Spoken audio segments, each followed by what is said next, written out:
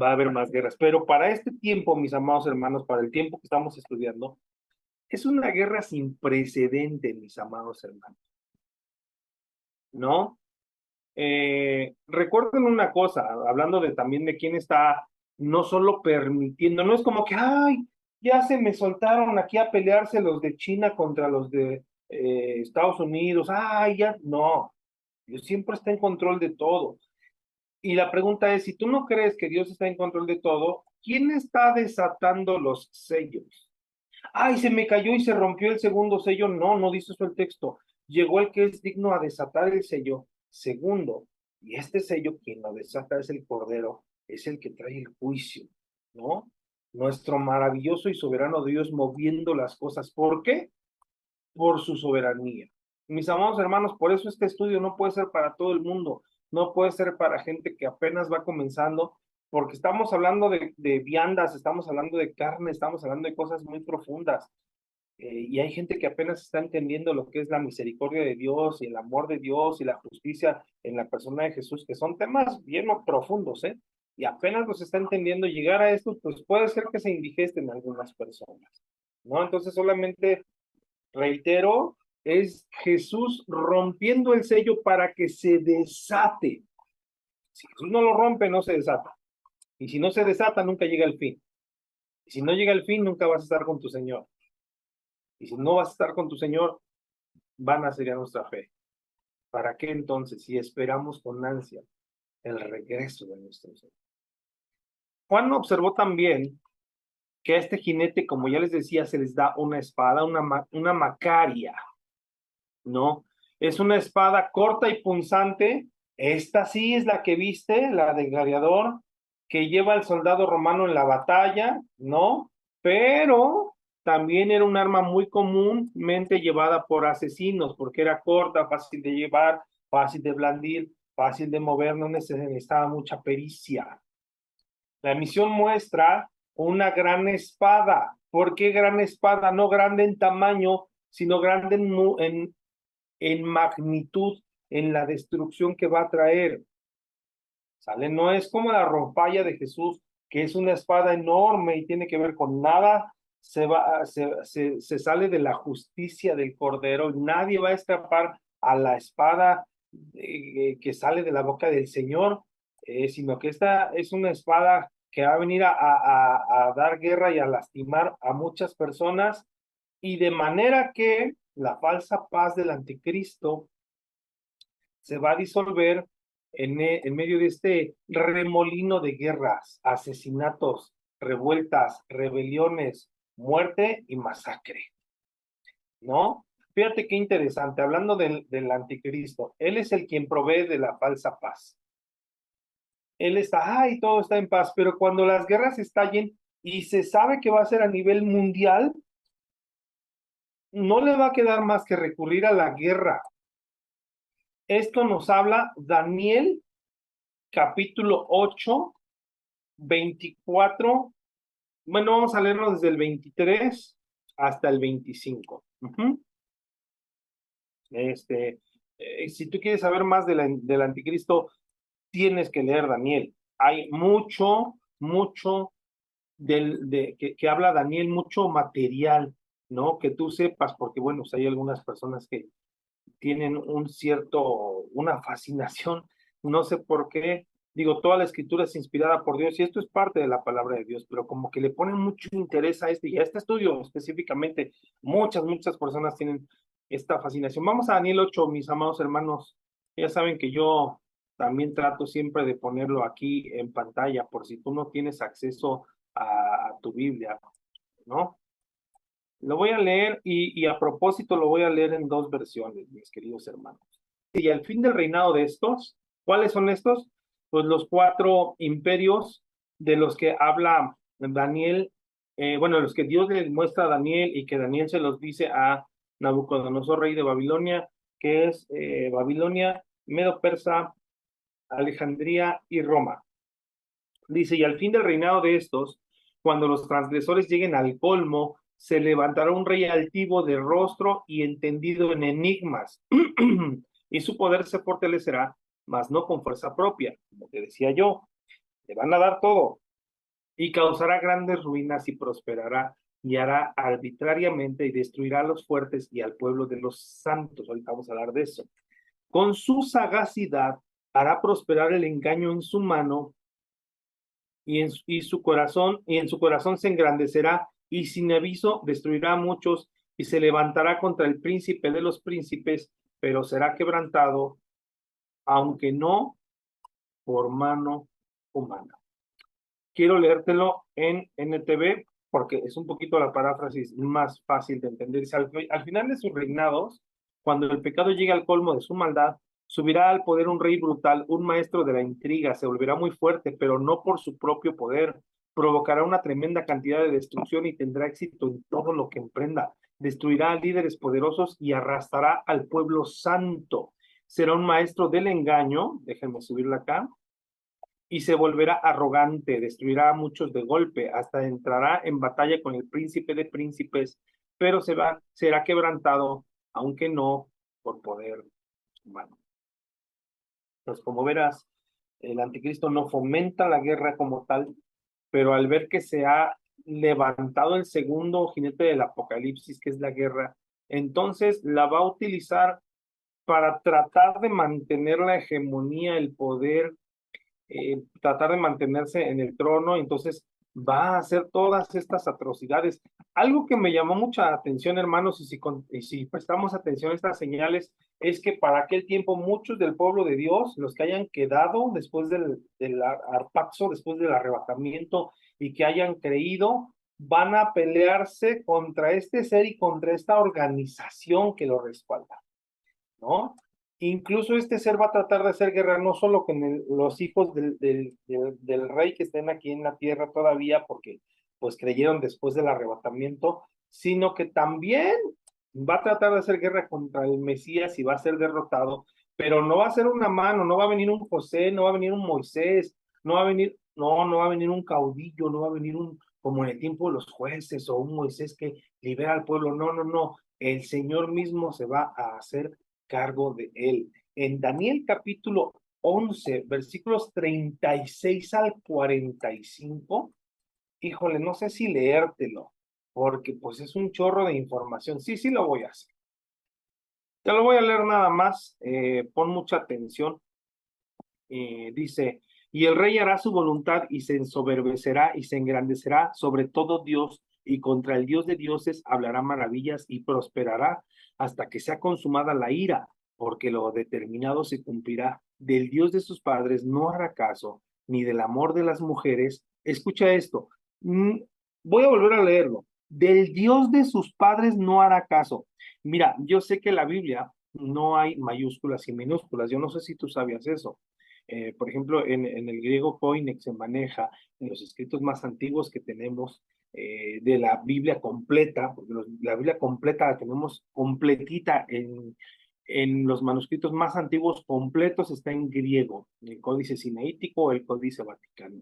Y ahí solamente se utilizan, voy a poner mi cámara para que no estés ahí como que todos en negro, solamente se utilizan unciales, o sea, palabras mayúsculas, letras mayúsculas, perdón. No hay puntos, no hay comas. Las únicas puntuaciones que se encuentran son las nóminas sacras, que son abreviaturas con unos puntitos arriba. En vez de poner Jesucristo, ponían solamente las iniciales y arriba dos puntitos, pero vaya, no hay palabras mayúsculas. Ya cuando se tradujo al español, es bien interesante porque, y esto es solamente como algo que necesitaríamos como pastores, los que nos dedicamos un poquito más a estudiar, a investigar por qué decidieron, lo voy a tener que poner, hermanos, para que ustedes vean, esto ya es bastante avanzado y solamente lo dejo como en una pregunta. No estoy queriendo decir que así es, ¿sí? Daniel 11.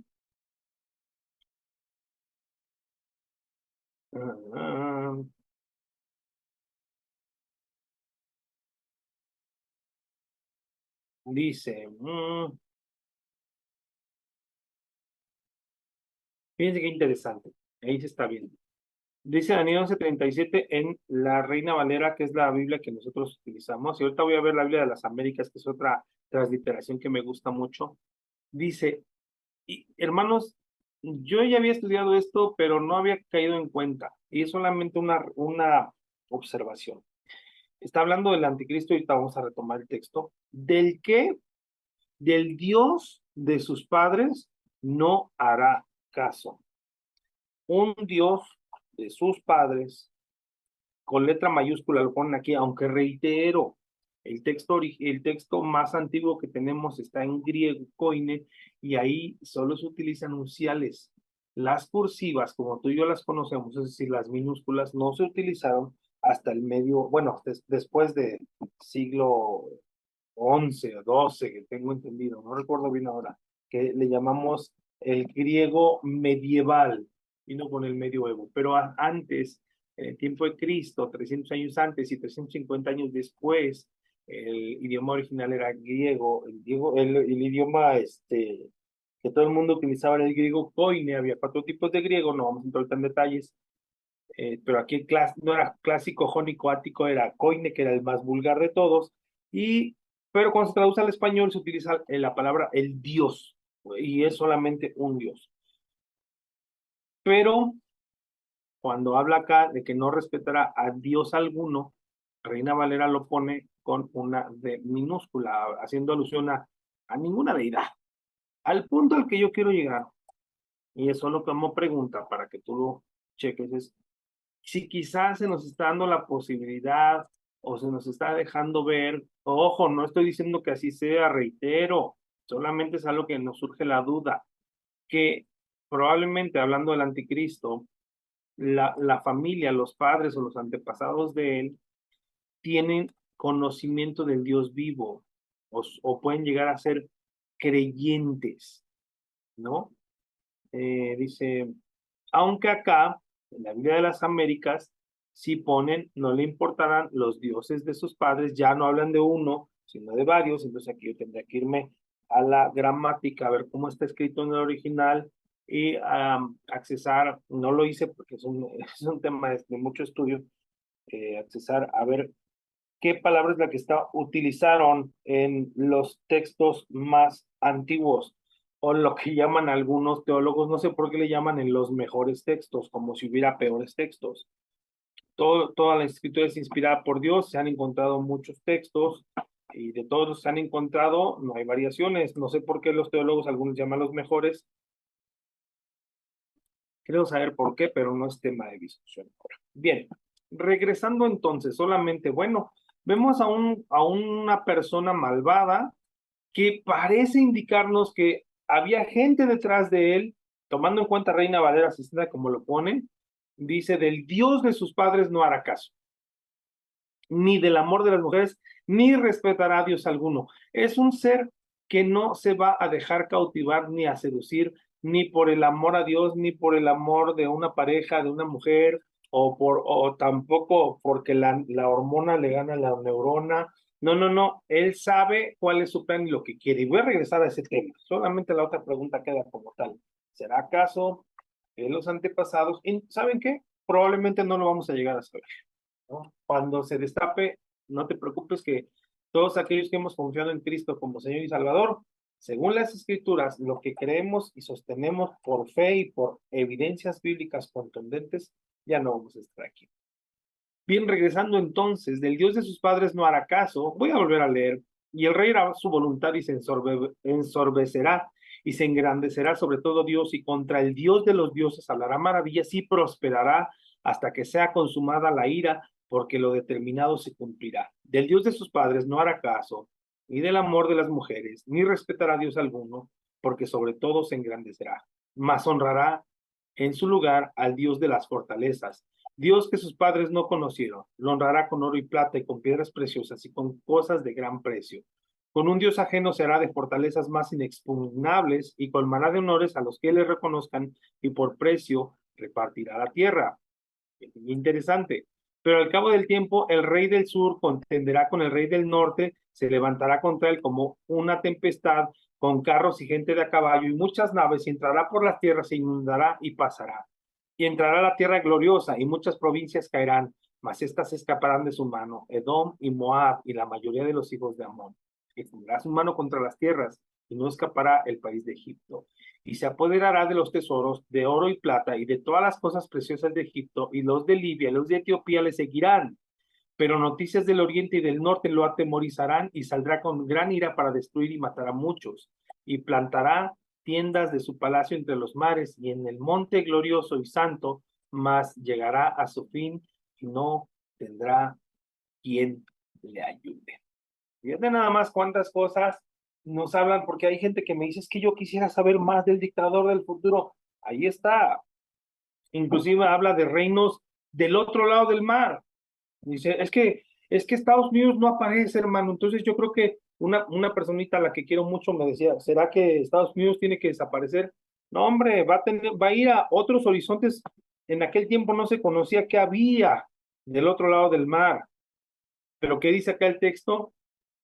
Plantará las tiendas de su palacio entre los mares. O sea, va a ir más allá de las fronteras, el mar no lo va a detener. Entonces va a venir a Occidente y va a poner aquí oficinas.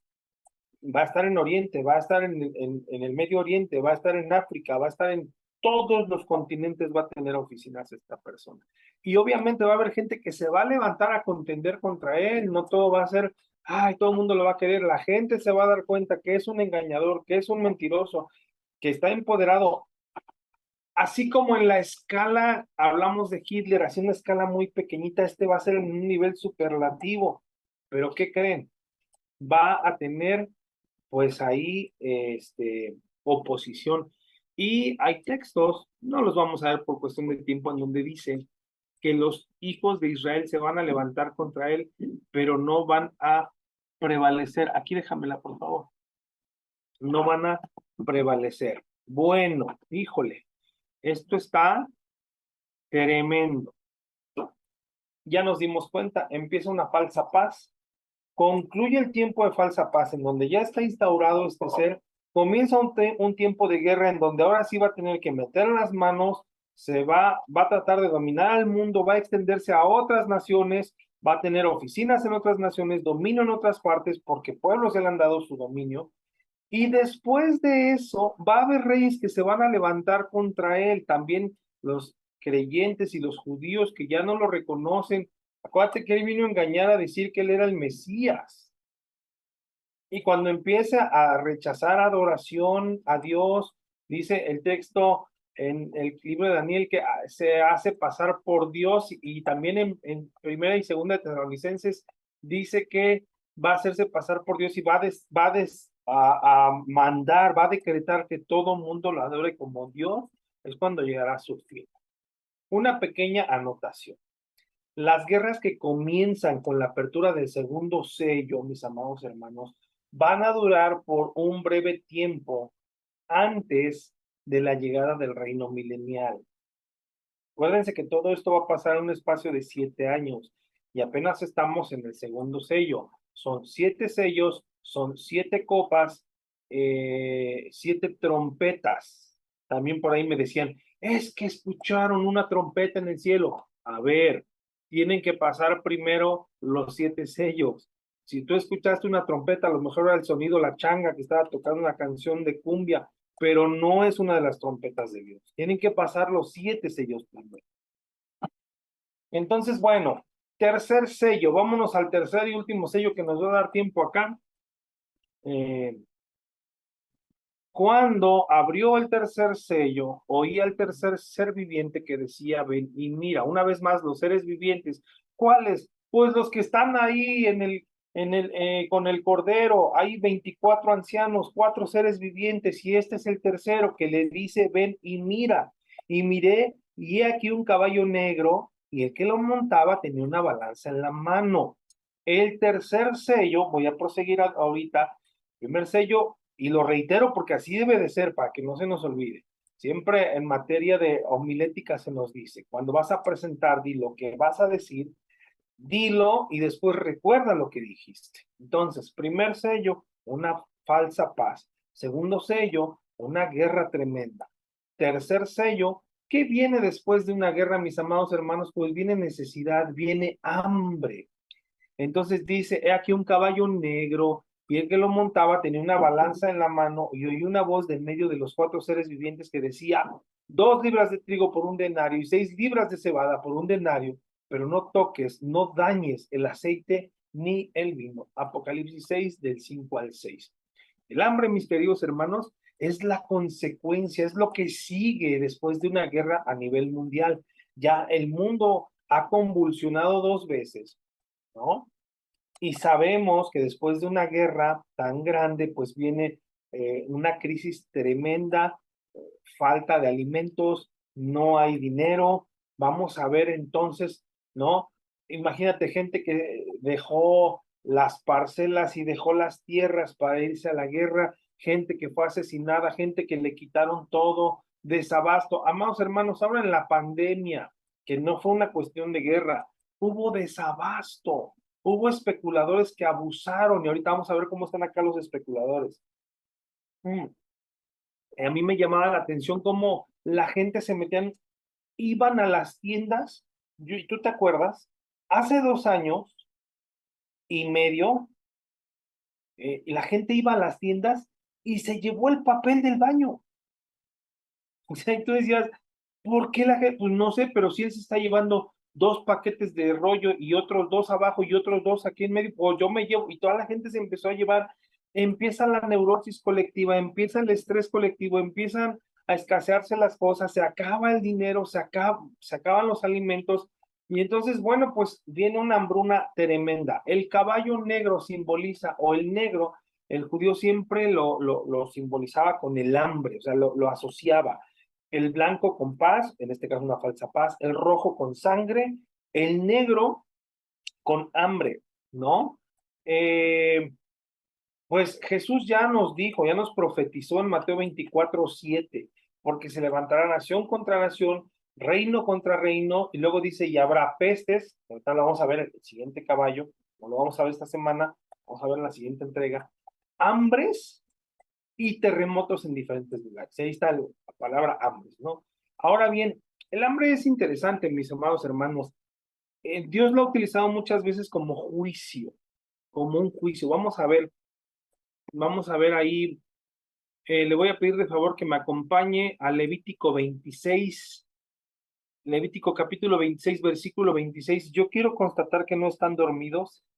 Entonces, alguien que me haga favor de leer Levítico 26, del 26 al 28. Reitero, capítulo 26 de Levítico, versículo también 26, pero vamos a leer 26, 27 y 28. Ya viste que es sustento, hambre, no, cocerán 10 mujeres vuestro pan en un horno y lo devolverán pan por peso. O sea, no te va a alcanzar. Tú mandaste a hacer tu pan, no te alcanzó, y dice, y si tú no escuchas y te opones a mí, yo te voy a castigar 7 veces más. Y utiliza, o sea, va a haber un hambre mucho más tremenda.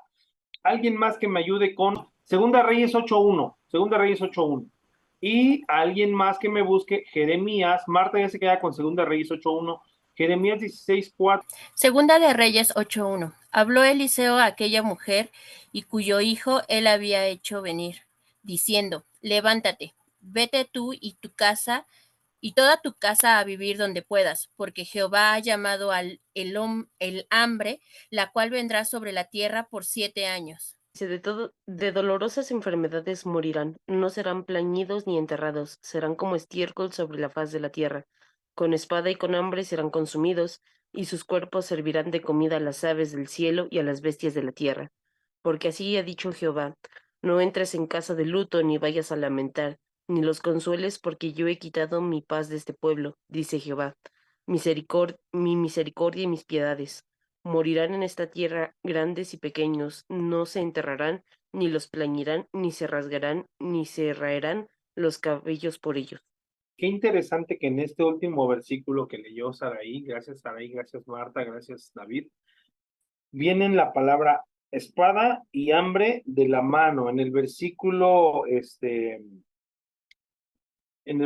4 dice, con espada y con hambre serán consumidos. Pues obviamente es la consecuencia de la guerra, mis amados hermanos. Viene un hambre tremenda, pero no creas que es, una vez más, no es Dios, ya se pelearon, uy, ahora ya hay desabasto, ay, no sé qué hacer con estos hijos. Dios no actúa así. Es un Dios que está siempre en control, es un Dios soberano que dice, este es el primer juicio, no falsa paz, este es el segundo juicio, un tiempo de guerra tremendo, este es el tercer juicio o tercer sello, un tiempo de hambre que obviamente va a traer muerte y va a traer enfermedad, pero eso lo vamos a ver más adelante. Ahora bien, dice el texto, regreso a Apocalipsis, déjame ir porque yo no soy tan veloz como tú. Apocalipsis capítulo 6.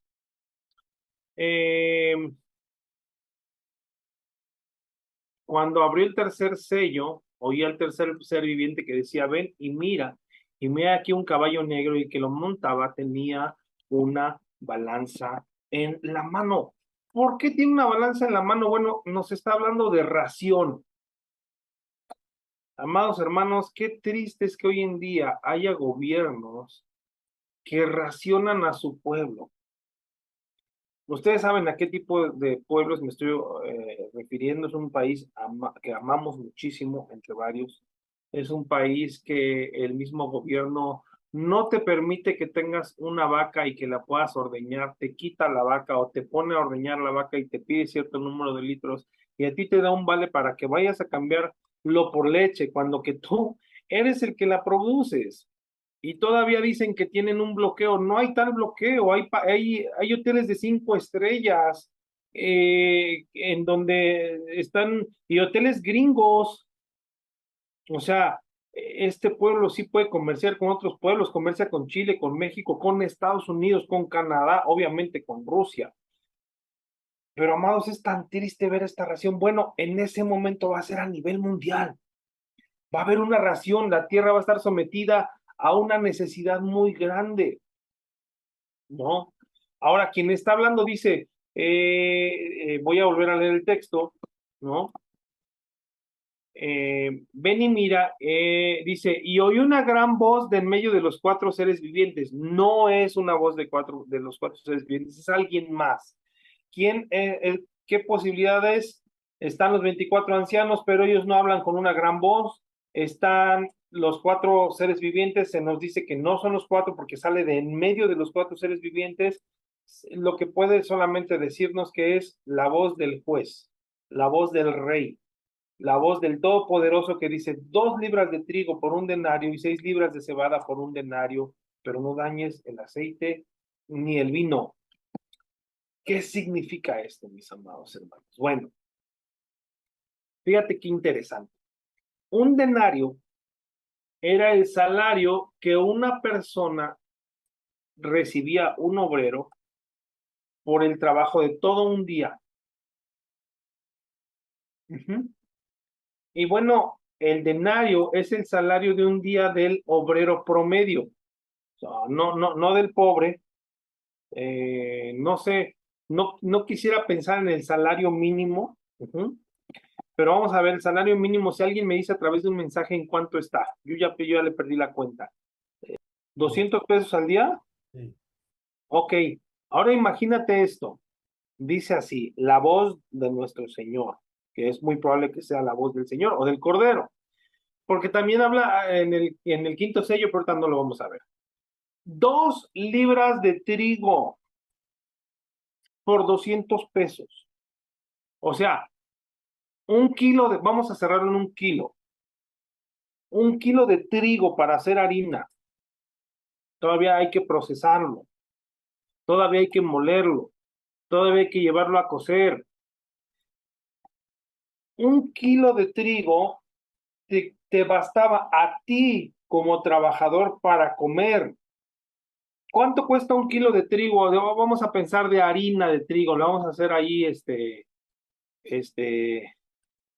si alguien me quiere googlear, por favor. Kilo de harina. Aquí me sale Selecta, mis amados hermanos. 14 pesos, hermano.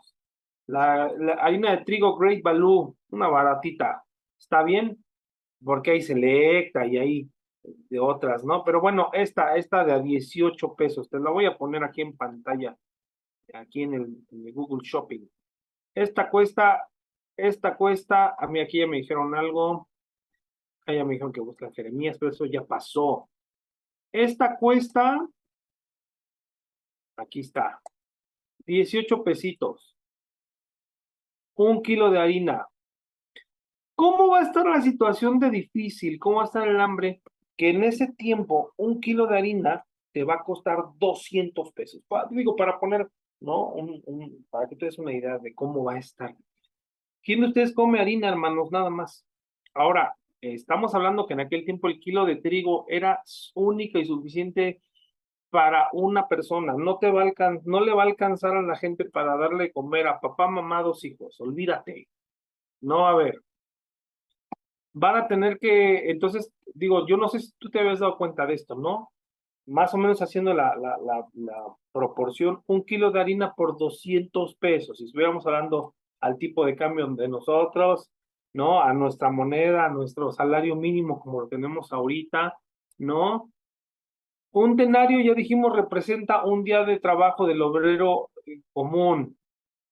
Entonces, ¿qué está diciendo? El trabajo de una persona en aquel momento va a ser suficiente para alimentarte a ti, pero no a tus familiares.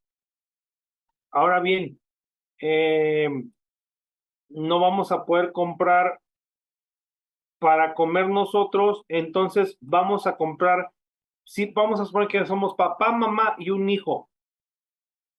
Pues sabes que no vamos a poder comprar no vamos a comprar trigo, vamos a comprar cebada. ¿Sabes para qué se hace la cebada? Y no me contestes para hacer cerveza porque no es el tema. La cebada se da para los animales. Y aquí el tema es, va a estar tan caro todo que la gente va a empezar a comer como si fueran animales. No nos alcanza para comprar 1 kilo de trigo, entonces vamos a comprar 3 kilos de cebada, o sea, 6 libras. Esa es la idea, ¿no?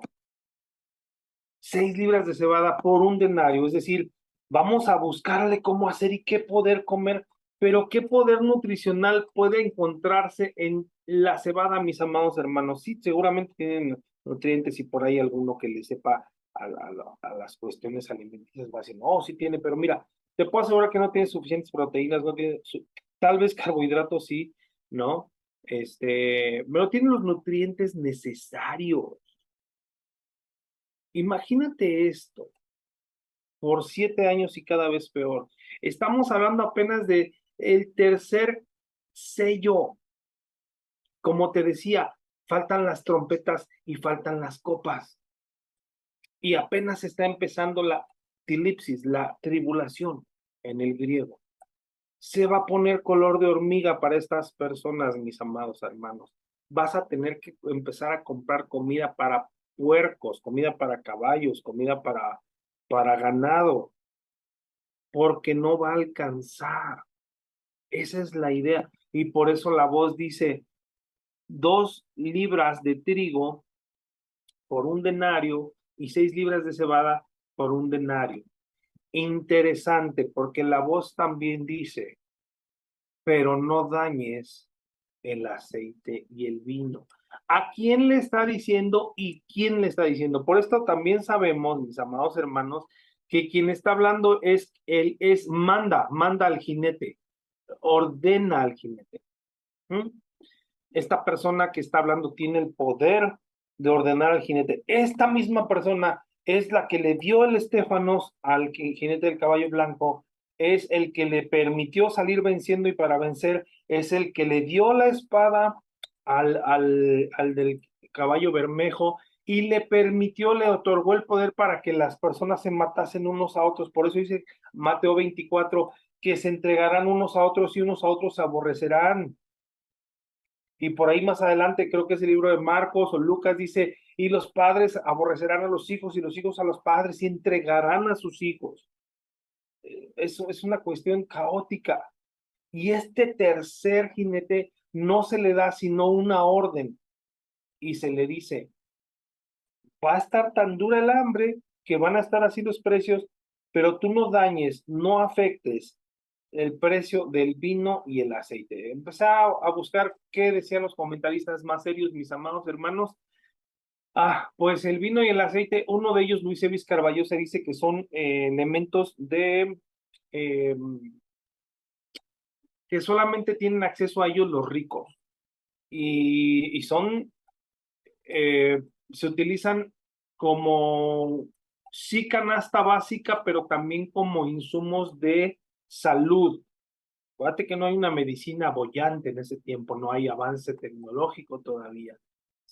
Y si tú te acuerdas, Pablo le dice a Timoteo en una de las epístolas, por cuestión de tu estómago y tus dolencias, ya no tomes agua así de ahí, sino me echan un poquito de vino por tus dolores. Se piensa que las bacterias del vino ayudaban a que no fuera tan fuerte, y si tenía algunos bichos ayudaba como un antiséptico, por así decirlo, para una manera de limpieza, que mezclara un poquito de agua con vino. El aceite se utiliza como medio terapéutico. Entonces, lo que está diciendo es, Luis Evis Carballosa dice, esto solamente lo tenían los ricos y va a haber gran escasez, gran hambre, pero va a haber de las cosas más, ¿cómo decirlo? De los lujos también más importantes, pero nadie va a tener acceso a ello, ni siquiera los más ricos. Va a ser un hambre a nivel mundial tremenda. Por ahí otro comentarista a quien también consulto y consulté decía que eran parte de la canasta básica y súper necesarios, que dentro de todo el dolor, el hecho de que todavía se pudiera adquirir, aunque sea un precio demasiado caro, el vino y el aceite tenía que ver, como yo les decía, con salud. O sea, Dios es una, es un juicio, pero no es un castigo que va a terminar por matar a todos, ¿no? O sea, va a haber gente que va a salir de esta situación que está tremenda, mis amados hermanos. Yo sé que el panorama hasta aquí pues no es nada alentador, ¿no? A la luz de estas condiciones extremas, dice un comentarista, Dios le advirtió a la gente que no dañara, que no derrochara el aceite y el vino. Los alimentos de primera necesidad se van a convertir en cuestiones de lujo que la gente no va a poder pagar, ¿no? Como les decía yo, y también este comentarista dice, añade así, el aceite de oliva y el vino que se usaban para la preparación de alimentos, así como la purificación del agua, tendrían que protegerse cuidadosamente. Pues, amados, la cosa se pone dura. ¿Qué viene después de una guerra? Un hambre. ¿Qué viene después de una guerra y un hambre? Obviamente viene enfermedad, que es la peste, pero ya no nos da tiempo a verlo. Yo sabía que ya nos iba a dar tiempo. Entonces, bueno, vamos a parar hasta aquí.